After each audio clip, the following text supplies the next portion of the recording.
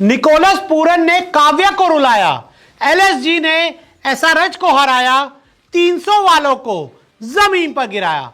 तो भाई साहब आईपीएल में विरोधी टीमों के लिए काल बन चुकी सनराइजर हैदराबाद को लखनऊ सुपर जायंट्स के हाथों अपने ही घर हैदराबाद में शर्मनाक हार का सामना करना पड़ा।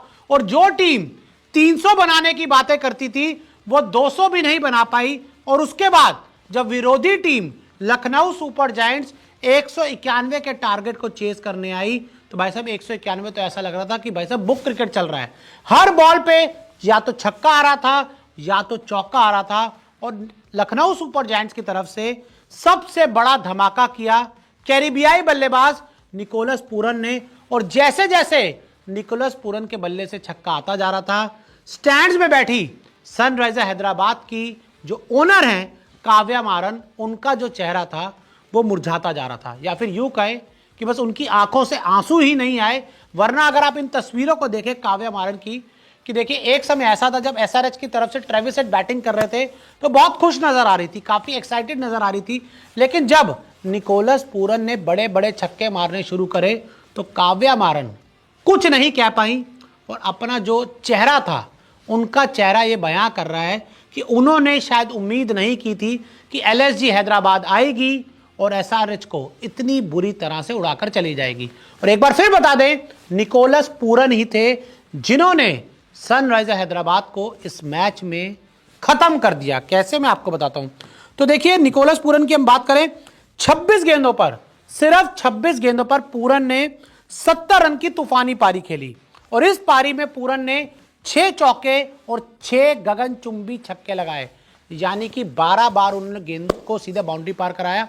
और 60 रन तो उन्होंने सिर्फ 12 गेंदों में ही बना दिए। 6 छक्के 36 रन और 6 चौके 24 रन, टोटल कर लेना 12 गेंदों में 60 रन। 269.23 की ताबड़तोड़ स्ट्राइक रेट से रन बनाए, यानी कि लगभग 270 की स्ट्राइक रेट से पूरन ने रन बनाए। 4 रन पर सनराइजर हैदराबाद का पहला विकेट गिर गया था जब 191 चेस करने के लिए उतरे थे। और ऐसा लग रहा था कि एसआरएच के लिए लखनऊ सुपर जायंट्स के लिए इस टारगेट को चेस करना मुश्किल होगा। लेकिन आपको बता दूं कि जब अगला विकेट गिरा लखनऊ सुपर जायंट्स का तो 8.4 ओवर में 120 रन बन चुके थे। दूसरा विकेट गिरा था और उनमें से जो 70 रन थे वो निकोलस पूरन सिर्फ 26 गेंदों में बनाकर पवेलियन लौट गए थे। और आपको बता दें कि मिचेल मार्श और पूरन के बीच 116 रन की साझेदारी हुई। और एसआरएच ने पहले बल्लेबाजी करते हुए 190 रन बनाए। और इन लक्ष्य तक, मतलब 191 बनाना लखनऊ सुपर जायंट्स के लिए, वो कहते हैं ना बच्चों का खेल रहा, वो बच्चों का खेल रहा। भाई जब आप 8.4 ओवर में 120 बना दोगे, और उसके बाद मिचेल मार्श की भी यहाँ तारीफ करनी होगी। मिचेल मार्श के बल्ले से भी अच्छी पारी आई, धमाकेदार पारी आई। उन्होंने 31 गेंदों में 52 रन बनाए, 7 चौके और 2 छक्के लगाए। और जब मिचेल मार्श आउट हुए तो जो टीम का स्कोर था वो 138 तक पहुंच चुका था।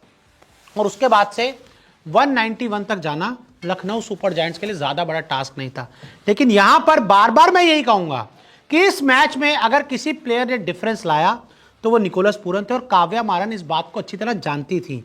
तभी तो जैसे जैसे पूरन छक्के मारते जा रहे थे, उनके जो चेहरे के हाव भाव थे वो और खराब होते जा रहे थे। और आखिर में तो एक समय ऐसा आ गया था कि वो कुछ भी नहीं बोल पा रही थी और एकदम गुमसुम टाइप की स्टैंड्स में हमें बैठी हुई नजर आई। हालांकि आप नहीं एक्सपेक्ट कर रहे थे कि सनराइजर हैदराबाद, जिसको कहा जा रहा था कि मैदान पर आएंगे और भाई साहब अपने घर में तो इस बार 300 जरूर लगाएंगे, लेकिन ना ऊपर से अभिषेक शर्मा चले, ना ईशान किशन के रन आए। वहीं पर मुझे लगता है कि सनराइजर हैदराबाद का जो खेल था ना खराब हो गया। बाकी कोशिश की गई ट्रेविस हेड की तरफ से भी, और थोड़े नीतीश रेड्डी भी आए, सब ने कोशिश की, लेकिन वो इम्पैक्ट नहीं डाल पाए जो दूसरी पारी में पूरन ने डाल दिया। और पूरन ने हैदराबाद वालों का चूरन बना दिया, मार मार के पूरी तरह से चूरन बना दिया। और मैं आपको बता रहा हूं कि पिछले 3-4 सालों में T20 क्रिकेट में अगर सबसे कोई बड़ा बल्लेबाज है तो वो निकोलस पूरन है, कि जब भी मैदान पर आता है बड़ा धमाका करके जाता है। और आईपीएल 2025 का सबसे बड़ा धमाका यही है कि लखनऊ सुपर जायंट्स का हैदराबाद जाना और एसआरएच को हराना नहीं, बुरा उड़ाना।